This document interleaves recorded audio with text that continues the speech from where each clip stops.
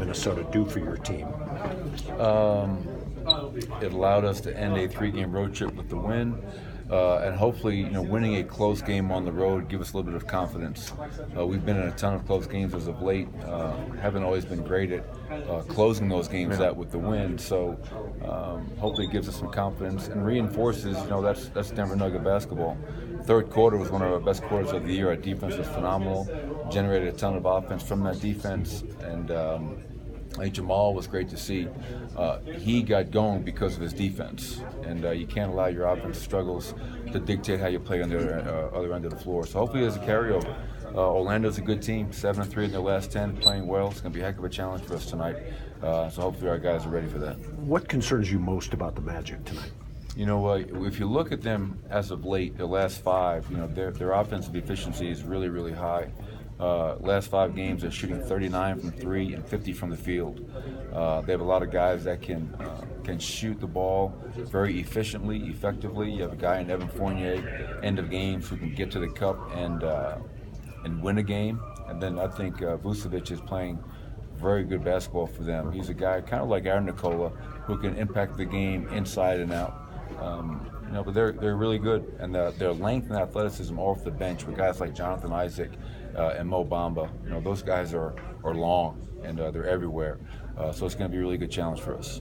I wanted to ask you about Juancho. He started 6 games for you now and putting up pretty good numbers. How would you evaluate how he's played, and what would you like to see more from him? I think overall he's been really good. I think one thing with Juancho is he's going to give great effort. Even when he makes a mistake, it's not because of a lack of effort. But I think just continue to have that defensive discipline, not getting beat backdoor. Then offensively, he's getting great looks. Continue to shoot the ball with confidence. And if they run you off, have the courage to put the ball on the floor, make a play for yourself or for your teammate. But I think overall, Juancho in our starting lineup has been very good for us. Vocal leadership often gets talked about in terms of what guys say maybe in a locker room, but what Paul did on Wednesday, the kind of game he was having, to come back in the game, to finish the way he did, how much can that just say to guys about how a guy gets through all that stuff? Well, I just think it speaks to Paul's grit. It speaks to his toughness. I think I've been in the league for 18 years, and a lot of guys take that hit. They never come back to the bench. Mind you, want to go back to the game right away. So yeah, you can look at Paul's line: 25 points, 5 rebounds, 5 steals, 5 stitches on top of that. But the fact that he wanted to be out there, knowing the importance of that game, division game on the road. We had lost 2 games prior to that. This speaks to his overall toughness and grit. And you don't have to be a rah-rah guy. You don't have to be a guy that's commanding the locker room with your voice. He can do it in different ways, and while staying true to his personality. And I think the other night in Minnesota was a great example of that. You hit on Jamal's defense a little bit against Minnesota. What did you see from him on that end specifically you liked? Activity, pride, effort. He was a guy, I think, a big part of us turning them over with deflections, with steals, with block shots, and all that defense allowed us to outscore them 35-18 in that quarter, which completely turned the game around in our favor. And that's what I keep on talking to him about. Before the Milwaukee game, I said, Jamal, you're hesitating right now, and you're allowing your offensive struggles to take away from your rebounding, your playmaking, your defense. And you can't do that. If you're not making shots, find other ways to impact the game, and more importantly, find other ways to help your teammates out. And I thought Minnesota game was a great example of that. And once he started doing that, then the 3-point shot started going, and he was able to get offense from his defense, which is good to see.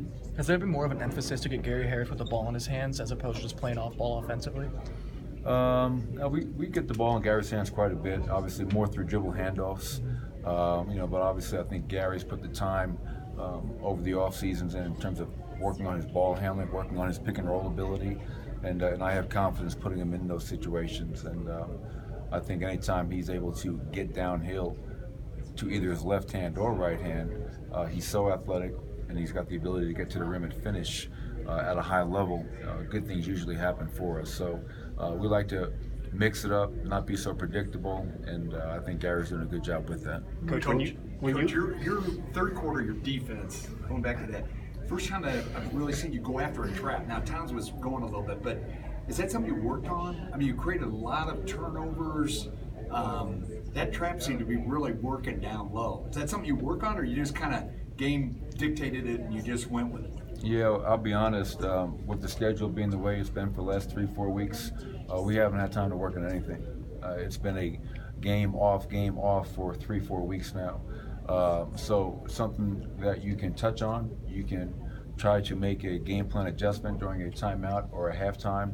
But for me, Bill, it came down to just I got on them at halftime that we weren't doing enough. And they came out and did more than enough in that third quarter. Activity, deflections, hands. I thought we did a good job of making them feel us, which is a sign of a good defensive team. Coach, when you look back at that stretch where you lost 6 of 7, but you were in a lot of those games against playoff caliber teams, do you think you're closer now to finding your rhythm than you were, say, 2-3 weeks ago before that stretch got started? I don't know. I mean, every game's a new challenge. We were 9-1. We weren't trying to get too high and happy about that.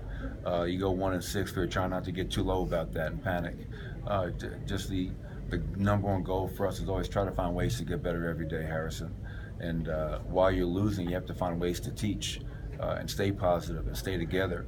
And we have a resilient group, and I love the fact that we're still not where we want to be, but I love the direction we're headed. I love the direction we're headed, and also who we're headed there with. The guys in that locker room are tremendous. And we have a lot of guys that are playing meaningful minutes that were not playing any minutes last year. So a lot of this stuff is new for them, and it's great opportunity for them to learn while doing, which is the best way to learn. So, tonight's another challenge, and after 48 minutes on the floor, we'll have a better feel of who we are and what exactly we need to get better at and focus on. One more. Coach, you've swept the first 2 back-to-backs. You've got a back-to-back tonight and tomorrow. Can you just talk about the challenge of winning tonight and then going to OKC? Yeah, I mean, for us, it's all about Orlando right now. Trying to beat these guys. This is the first game of a 5-game trip for them. A team that's playing well. We'll worry about OKC, but anytime you have a back-to-back, and mind you, 3 and 4 nights, it's a challenge, both mentally and physically.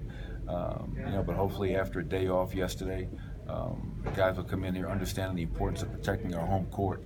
That was the most disappointing thing about that 4-game homestand. We dropped that first 3 games, and we want to make this a very hard place to play and a place where we win at a very high level.